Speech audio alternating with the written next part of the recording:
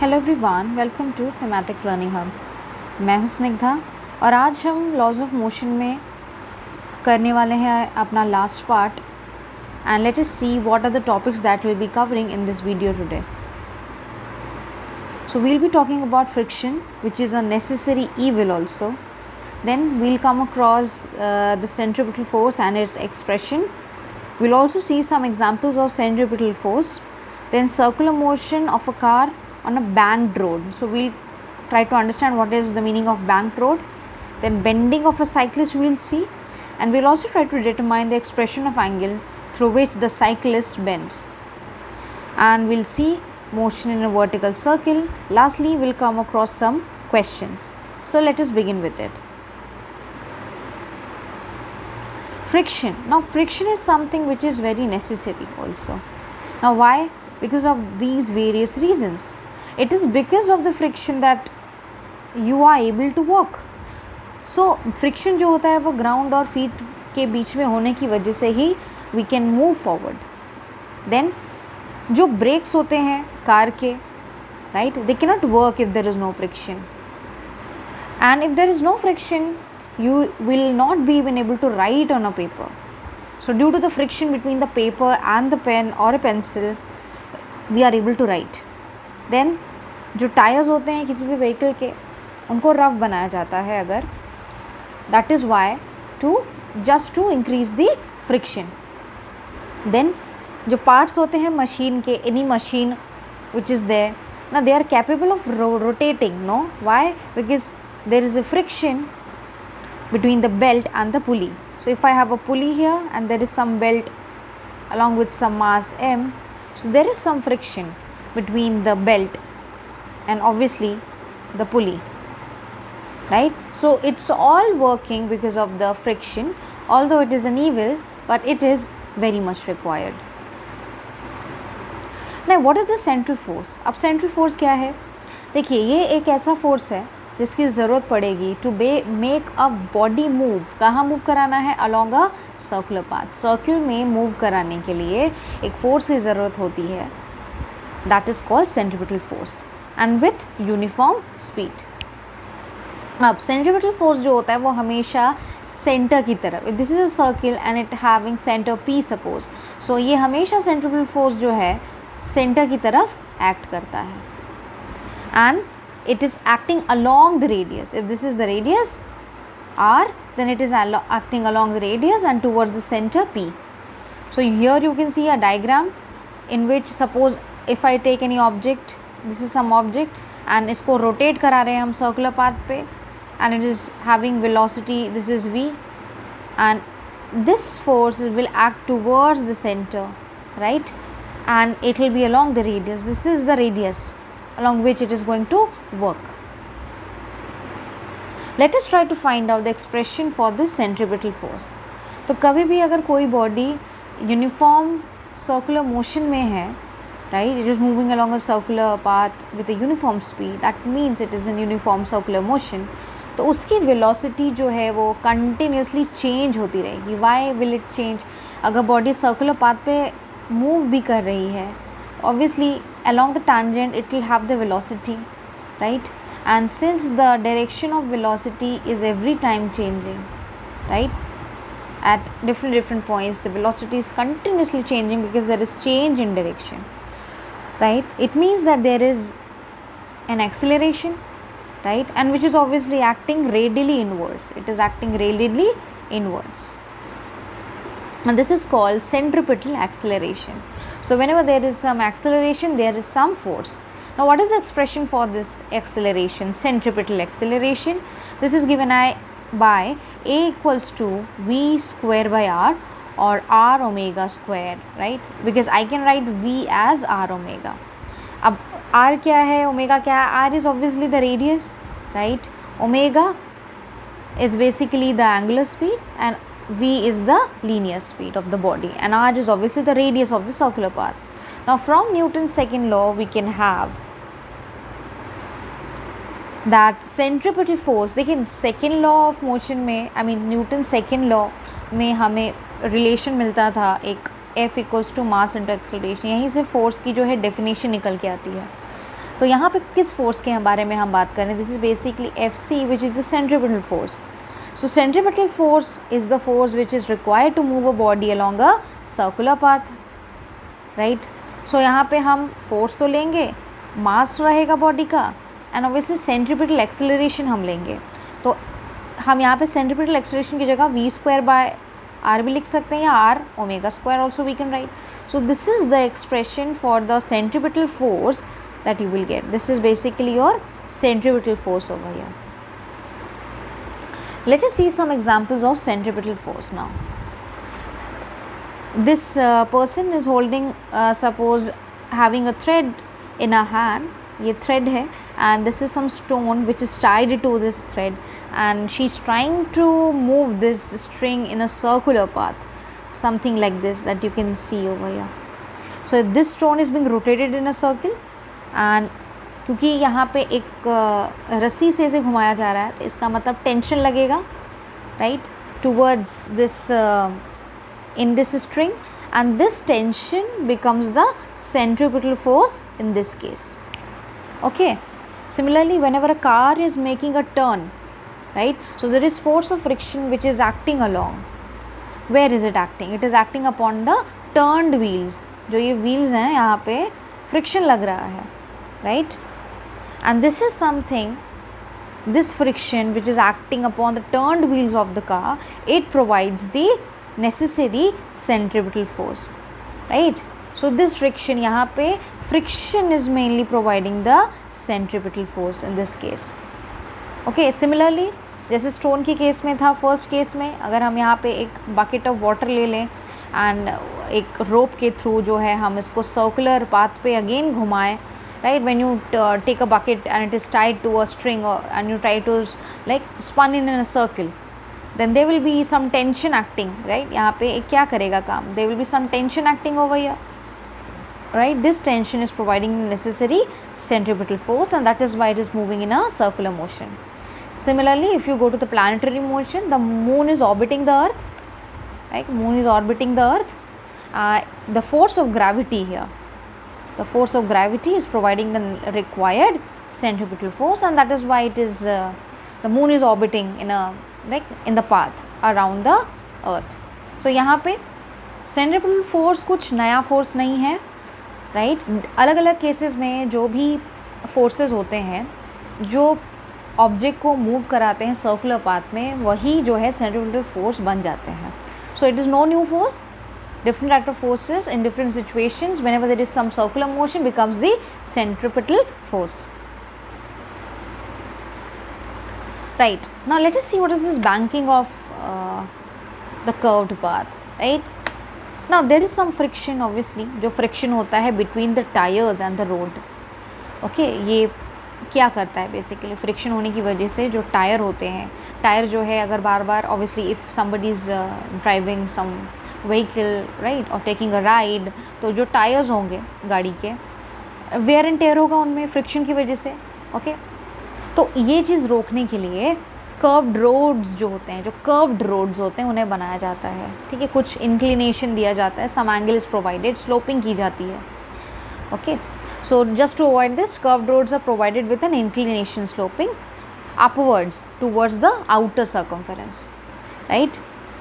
So that is basically जहाँ पे एक सिस्टम है to raise the outer edge, something like this, to raise the outer edge of a curved path, right, above the, this is the inner path, this is the outer path. तो ये एक पूरा system है. Banking of curved road का मतलब है कि जहाँ पे ऐसा सिस्टम है जहाँ पे आउटर एज को जो है रेज कर दिया जाता है above the inner edge. This is basically called the banking of the road, right. So this is just to avoid the wearing and tearing. Okay, so यहाँ पे जो हॉरिजॉन्टल कंपोनेंट होता है नॉर्मल रिएक्शन का, वो बेसिकली प्रोवाइड करता है required centripetal force. और जिस एंगल से ये किया गया है banking, that is basically called the angle of banking. So we'll see this now, right. Here you can see this, कुछ इस तरह से पाथ को बैंक किया जाता है, and the vehicle it turns like this. Okay, and here you can see the various forces which are acting If this is the vehicle over here, obviously will be the weight acting downward. Okay, and here there is some friction. This is the angle of inclination theta over here, so it will be having the components, right? If this is theta, this is also theta, right? The normal reaction will be perpendicular to this, so I'll be having n cos theta, right? Or here I'll be having f sin theta. Okay, so this is how somewhere it has been done. अगर इसको हम properly देखें free body diagram अलग से, if this is the car, suppose, right, this is your frictional force. Okay, ये हो जाएगा theta. If this is theta, right, weight तो downward act करेगा, तो f के दो component होंगे, एक होगा f sin theta इस तरफ, दूसरा होगा f cos theta उस तरफ. If this is theta, this is now again theta, and this is the normal reaction, and it will again have two components, n sin theta, n cos theta. So that's how it works. Now circular motion of a car, let us see on a banked road. Okay, let us now consider a car जिसका weight मान लीजिए mg है. Obviously mass m है तो weight हो जाएगा उसका mg. Okay, इस तरह से ये कार है, इसका weight s है, mg यहाँ downward act करेगा. Okay, and it is moving along a curved path of a radius r over here. If this is the path, so obviously यहाँ पे कहीं center होगा तो कुछ इस तरह से इसका radius r आएगा.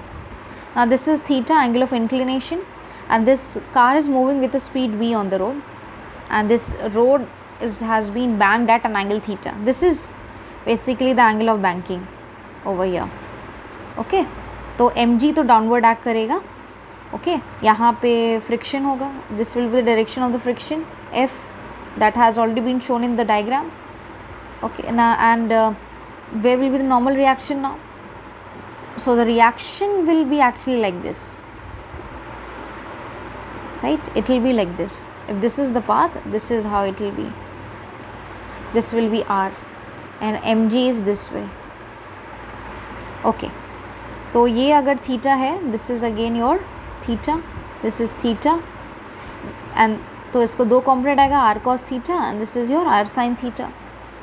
ओके, अगर अब हमें f को करना है, अलग से यहाँ पे मैंने बनाया है, दिस इज़ f फ्रिक्शन, तो ये थीटा है तो f cos theta, this is f sin theta. So let us see what are the forces now acting. So the forces that are acting on the vehicle are like this. mg obviously weight है जो कि आप figure में देख सकते हो, vertically downward act कर रहा है.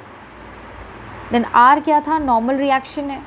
ओके, अब रोड इस तरह से है, reaction will be like this, right. It is the normal reaction of the road acting at an angle theta. This was theta. The F कैसे था, इस तरह से था. F was the force of friction that will be acting downward along the inclined plane. Now let us now try to equate it. Okay. See, r sin theta का अगर हम देखें यहाँ पे, this is r sin theta. Okay, and in this direction we are going to have this thing. r sin theta के साथ f cos theta जाएगा. Right, this is r sin theta. r sin theta का भी यही direction है, f cos theta का भी यही डायरेक्शन है, तो ये दोनों ऐड हो जाएंगे. So I will have like this, r sin theta plus f cos theta, and this will be equated to mv square by r. Okay, we are equating the force now. This is centripetal force over here. And what else are we having? mg was acting downward, right, and it was being balanced by what? Not being balanced, but mg और f sin theta इस direction में थे, downward direction में, तो they will get added. So mg plus f sin theta, and इसे equate हम करेंगे किससे? r cos theta से, r cos theta. Now what is f? F is the friction, which is coefficient of friction multiplied by r, mu into r is the reaction. So I'll just put it here. So this is what you will be having. Transfer कर लीजिए, right, just take it to this side, तो mg के equal आ जाएगा. This is second equation. Now just divide equation number 1 by 2. So this is what I'll have. So now once you get the previous equation, just divide the numerator and denominator by the term, like जो LHS side होंगे, you simply have to divide it LHS side by r cos theta, so you will get this. Okay, so and what is f by r? F by r is basically mu, so I'll just put it as mu, and from here you can get the expression for v square, and finally we can have the v over here, right? This is the velocity that we have in this case. Okay, I hope this is clear to you. Now you need to note that one point over here कि अगर friction ही नहीं होगा, हमने expression तो लिख लिया, right? Friction अगर नहीं है रोड और टायर के बीच में तब म्यू ज़ीरो हो जाएगा. उस केस में जब आप म्यू को ज़ीरो रखोगे प्रीवियस वाले इक्वेशन में, इस वाले इक्वेशन में, you simply have to put mu zero. So what are we going to get? You will get v equals to rg tan theta. So this thing can be used in some of the questions. If there is no friction, you simply have to take mu equals to 0. Now what is the angle of banking now? Theta, right? For the minimum wear and tear, कम से कम wearing and tearing हो tyres की, तो उस case में जो tan theta होगा that will be v square by rg. अब minimum wear and tear कब होगा? बहुत आसान है, अगर म्यू ज़ीरो हो जाए, जो कि हमने इस केस में देखा था कि अगर म्यू ज़ीरो होगा तो v की वैल्यू ये आएगी, तो यहाँ से आप tan थीटा की वैल्यू निकाल सकते हो. So just put mu equals to 0 if you want to get the angle of banking for minimum wear and tear. Okay, and theta will be this, tan inverse of v square by rg. Very simple it is. So you can remember the expressions directly also for solving the numericals. Now let us see the bending of a cyclist. So whenever a cyclist is going around a circular path or a curved path like this, there is centripetal force which is required to move it in a curved path, and there is a friction between the tire and the road also, right? So it has to be very, very small, right? And that is something, whenever there is a like the curved path, there is banking of path, in that case there is very minimum or very small wearing, like बहुत कम wear and tear होता है. उस case में friction काफ़ी कम होता है, friction is very small, right? And that is something which provides the necessary centripetal force, right? So that is why whenever a cyclist is going around a curved path, leans, अंदर की तरफ lean होने लगता है, as if this being attracted by the center, जैसे कि center जो है अपनी तरफ खींच रहा है, he leans inwards, अंदर की तरफ आने लगता है, right? क्योंकि उस टाइम में जो horizontal component होता है normal reaction का, that is something which provides the required centripetal force. Okay, so here you can see, so this is the angle of inclination, through which the person is inclined. This is mg, the weight acting like this, right? And these are the two components of the normal reaction, r sin theta, r cos. So r cos theta over here. Let us try to find out the expression of the angle through which the cyclist actually bends. Okay, now let us find the angle through which the cyclist is bending from the vertical. देखिए ये cycle है, cycle से हमने मान लिया जो है angle theta जो है ये वर्टिकल से इतना एंगल बना रहा है. ओके, एंड सपोज जो साइकिलिस्ट जो है वो अंदर की तरफ बेंड होता है इसी एंगल से. This is theta from the vertical only. अब यहाँ पे क्या क्या होगा, एम जी नीचे एक्ट करेगा, that you can see. Then this is theta, this will be theta. अच्छा, reaction will be like this, normal reaction. This is theta, तो आर कॉस थीटा ये वाला हो जाएगा, आर साइन थीटा ये वाला हो जाएगा. ओके, अब इक्वेट कर देते हैं. दो हॉरिजॉन्टल कंपोनेंट है, हॉरिजॉन्टल कंपोनेंट कौन सा है, R sine theta. You can see this is the R sine theta which is providing the necessary centripetal force. So जो R sine theta horizontal component है नॉर्मल रिएक्शन का, that is providing the centripetal force. ना R sine theta will be, क्योंकि मैंने कहा कि जो horizontal component है वही प्रोवाइड करता है, तो उसे इक्वेट कर देंगे सेंट्रीपिटल फोर्स से. This is centripetal force only m v square by r. Suppose this is equation number 1 now. Okay, और जो वर्टिकल कंपोनेंट था r sine, r cos theta वाला, जैसे आप देख सकते हो इस फिगर में, जो आर कॉस थीटा है वो बैलेंस कर देगा एम जी को. Okay, so you can simply equate it. अब डिवाइड कर दीजिए 1 को 2 से. So I'll have tan theta equals to v square by rg. So theta is again tan inverse v square by rg. So the same thing that we have got as in the previous one. Now you need to note down here that the angle theta through which now the cyclist is bending वो बड़ा कब होगा, अगर जो radius है, okay, radius जो है curve path का वो कम हो, या कर्व्ड टर्न जो है बहुत ज़्यादा शार्प हो, ओके, और जो स्पीड है या तो साइक्लिस्ट की वो बहुत ज़्यादा हो, okay. So just remember these points. You can C over here theta कब ज़्यादा होगा, अगर v ज़्यादा होगा, वेलोसिटी के बारे में हमने देखा ज़्यादा है, ओके, एंड रेडियस कम होना चाहिए, रेडियस डिनोमिनेटर में है तो रेडियस को कम होना चाहिए, तब थीटा ज़्यादा होगा, और या तो v ज़्यादा हो तो थीटा ज़्यादा होगा. सो इस एक्सप्रेशन से आप फाइंड आउट कर सकते हो इस तरह से. Now let us now try to understand motion in a vertical circle over here. So motion in a vertical circle में हम consider करते हैं एक body जिसका mass है m. Now this is fixed to a rope. This is the rope over here. यहाँ पे एक body है, इसे अब हम rotate कराएंगे vertical circle में, okay. The plane will be vertical now. Radius क्या है यहाँ पे? OL. OL is the radius. You can see this is O, this is L, right? And OL is R. R is the radius. अच्छा ON, क्योंकि body जो है अब यहाँ से L से उठ के आ चुकी है पॉइंट P पे, तो वर्टिकल हाइट इसने कितना कवर किया है? H, right? So this is the vertical height. So ON. If I try to find out ON now, so अगर पूरा है R और इतना पोर्शन है H, तो ऊपर वाला पोर्शन कितना हो जाएगा? R minus H, okay, like this. And you can see here that यहाँ पे जो है इनिशियल वेलोसिटी u है.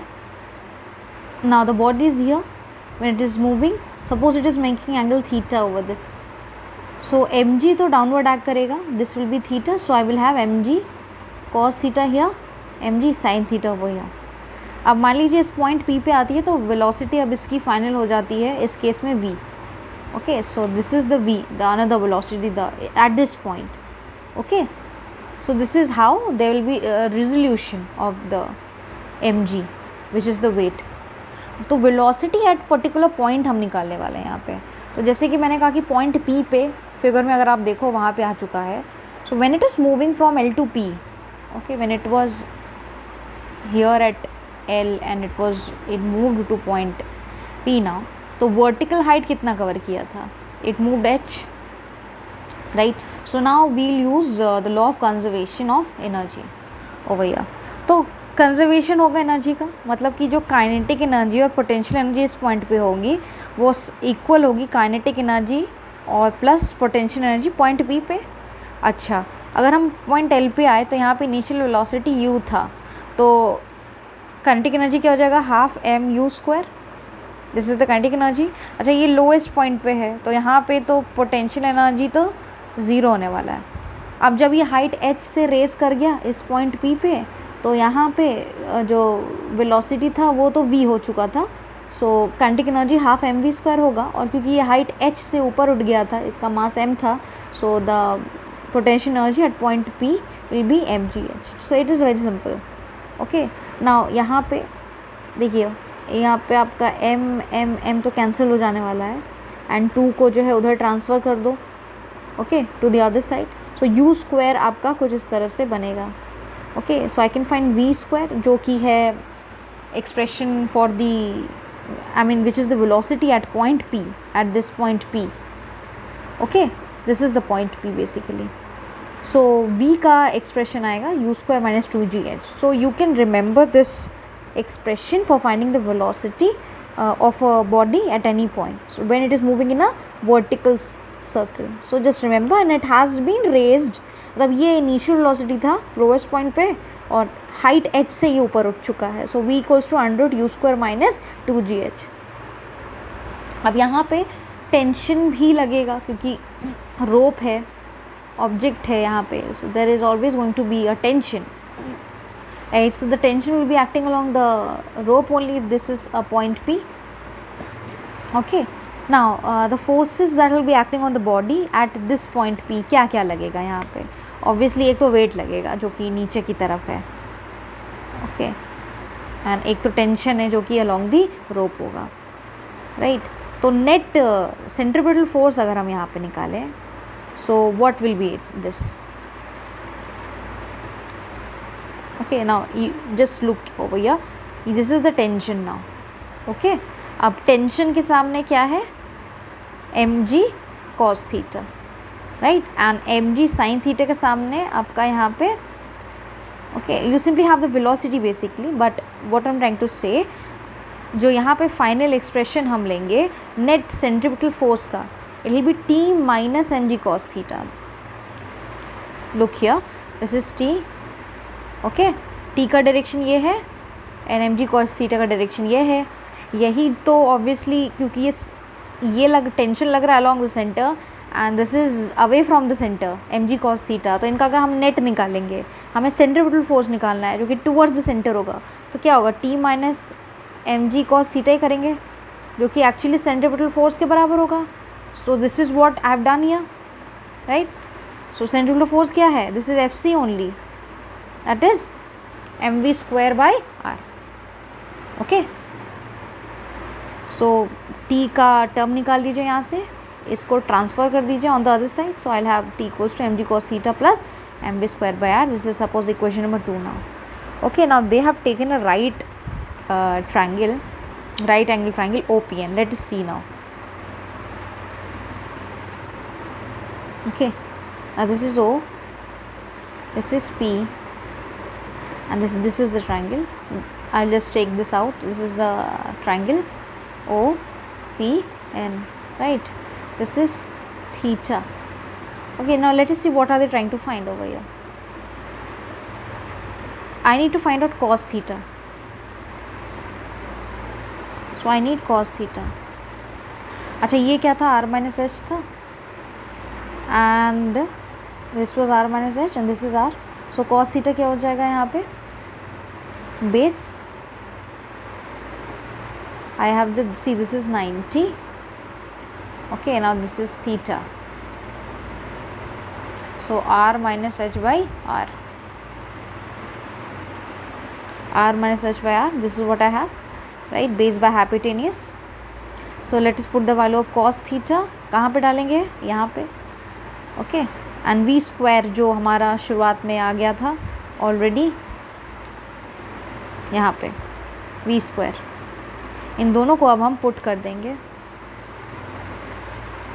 So when you put it in the expression for tension on rearranging, you will get this expression number 4, right. अब अगर हम top पे जाएं, at the top, this is the suppose the top most point, right, यहाँ, and और bottom, this is the bottom now. Okay, now when you go to the top, right, and the bottom of the rope over here, that is at the lowest point L, right. अच्छा, L पे अगर हम है तो obviously height तो कुछ है ही नहीं जो कि 0 है. So tension at the lowest point, आपको करना क्या है? Simply H की जगह यहाँ पे 0 रख देना है lowest point निकालने के लिए वहाँ पे. So tension at the lowest point, this will be, और highest point पे, हाईएस्ट पॉइंट मतलब यहाँ पे एट दिस पॉइंट, तो this is R, this is R, so right. So I have H equals to 2R. ये maximum height पे है तो H will be 2R. So H की जगह 2R रख देंगे. So I have this expression. So on rearranging I get it like this. अब tension at the lowest point को माइनस कर देते हैं, like if I now subtract tension at the highest point from tension at the lowest point, so I get this 6 mg. Right, so you can directly use this, that the tension at the lowest point and you minus tension at the highest point from this, you will get 6 mg. It means ये जो tension at the lowest और highest point का जो difference है, this is basically 6 times the weight. mg is what? The weight of the 6 times the weight of the body which is revolving. Okay, so you can directly use this. So for minimum velocity of projection, at the lowest point, at this lowest point, for looping a loop, just to make a loop, the body will be able to cross the highest point, right, without any slacking. So अगर ये कब होगा, जब TH क्या होगा, positive होगा, tension at the highest point will be what, positive, right? So tension at the highest point has to be greater than equals to 0. So if I try to now find out the relation with this u square, it means u will be now greater than or equal to under root 5 gr. तो under root 5 gr का मतलब क्या है, ये वो minimum velocity निकल के आई है, right, which the body must have at the bottom of the circle, ताकि ये जो है it can go around the circle, it can go around the circle completely. So this is something which is very important. And the minimum velocity at the top, that is at the highest point, this is the topmost point. Okay, अगर v मान लेते हैं, capital v जो है ये velocity which is being possessed by a body at highest point h, this is the highest point h, right? In the case of no slacking, we don't want any kind of a slacking of the rope, no bending of the rope we want. So then we'll have v square equals to u square minus 2g into 2r, क्योंकि h देखिए क्या है, actually ये h था, right, and this is equal to 2r. So I'll have this because अब यहाँ पे हमने u square का वैल्यू पुट कर दिया है, which is my under root 5gr. सो ये जो v है अंडर रूट gr, ये क्रिटिकल वेलोसिटी होगी हाईएस्ट पॉइंट h पर. Okay, now let us see some questions over here. There is a bullet having a mass 0.04 and ये क्या कर रहा है, मूव कर रहा है with a speed of 90 metre per second, and ये एंटर करता है एक heavy wooden block पे, and finally it stops after covering a distance of 60 centimeter. We need to find out the average resistive force जो कि ये block जो है exert करेगा on this bullet. Okay, so you can pause the video here and try this question. Now let us see. अब देखिए मास क्या दिया हुआ था, 0.04 kg. इनिशियल वेलोसिटी जिससे बुलेट मूव कर रहा था that was 90 metre per second. Finally तो वो बुलेट जो है ब्लॉक के अंदर आने के बाद रुक ही जाता है, तो फाइनल वेलोसिटी 0 हो जाएगा. और इस दौरान बुलेट ने कवर किया था 60 सेंटीमीटर और 0.60 मीटर. तो हम यहाँ पे इस्तेमाल करेंगे third equation of motion and we'll put the value of v, right, u 2 ka 2 already is there and s is the distance it covered, and we can find out the acceleration. This will be actually negative acceleration क्योंकि finally it stops, so there is the bullet stops finally, so there is retardation, so negative acceleration will get. अब acceleration negative आ चुका है तो हम retarding force corresponding निकाल सकते हैं, right, using f equals to mass into acceleration. So I'll have 270 Newton. इसका अगर हम साइन के साथ इस्तेमाल करेंगे ना, नेगेटिव साइन, तो यहाँ नेगेटिव आएगा जो कि दिखाएगा कि बुलेट फाइनली जो है रुक चुका है ऑलरेडी. इट मीन्स ये रिटार्डिंग फोर्स है जो कि ब्लॉक जो है बुलेट पर लगाता है. Okay, right, it the block applies this retarding force on the bullet. Now there is a block of metal having a weight 2 kg and it is resting on a frictionless plane. एक frictionless plane पे एक metal का block जो है रखा गया है and it is struck by a jet, okay, by a jet releasing water. okay, इसके ऊपर जो है पानी का हम कह सकते हैं एक जेट या फुहारा मारा जाता है. किस रेट से? ओके, पर सेकेंड 1 kg पानी फेंका जाता है एंड स्पीड क्या है पानी की, 5 metre per second. We need to calculate the initial acceleration of the block. Okay, let us see. Now what will be the force that is being exerted by a jet of water over here. अच्छा, हमने ये जो है Newton second law में पढ़ा था, that is force is rate of change of momentum, momentum is mv, right. तो यहाँ पे v तो वही सेम वेलोसिटी है, v will come out, it works as a constant here. So dm by dt question में जो दिया गया है कि कितने रेट से फेंका जा रहा है, दैट इज़ योर 1 kg पर सेकेंड पानी फेंका जा रहा है, 1 सेकेंड में 1 kg पानी. So force will get as 5 newton. अब मास दिया गया है फोर्स पता चल गया है, acceleration we can find F/m. So this is 2.5 meter per second square. Okay, next there is a batsman, okay, and he is hitting a ball straight in the direction of the bowler. जैसे ही ball आती है, batsman जो है इसे hit करता है same like towards the bowler. Direction में कोई बेसिकली यहाँ पे without changing the initial speed, मतलब स्पीड उतनी है 12 मीटर पर सेकेंड, जाने में भी था आने में भी सेम स्पीड है. The initial velocity is not changing. अब बॉल का मास है 0.15 kg. I need to find out the impulse, कि कितना इम्पल्स जो है जब बैट्समैन ने बॉल को मारा होगा तो कितना उसने इम्पल्स इम्पार्ट किया होगा बॉल में. ओके, लेट अस सी. यहाँ पे आपको लीनियर मोशन ही कंसिडर करना है. मास कितना दिया है 0.15 kg. Okay, initial velocity is 12 metre per second. अब यहाँ पे क्योंकि जाने में भी 12 मीटर पर सेकेंड था और वापस इनिशियल वेलोसिटी में कोई चेंज नहीं आया, डायरेक्शन अपोजिट हो गया है, that is why final velocity negative sign के साथ आएगा. ओके, इम्पल्स हमने पढ़ा हुआ है is basically given by change of momentum, that is mv minus mu, mv minus u. So just put the value of m, v with sign obviously and u. So I'll get it as minus 3.6 Newton second. Negative sign क्या बताता है? Negative sign यही बता रहा है कि जो direction of impulse था, ओके, आप कहाँ से कहाँ हैं, बॉलर आई मीन बैट्समैन से बॉलर की तरफ. So the direction has been change, that is why there is a negative sign over here. Okay, now next, this is on the bending now and we need to find the coefficient of friction.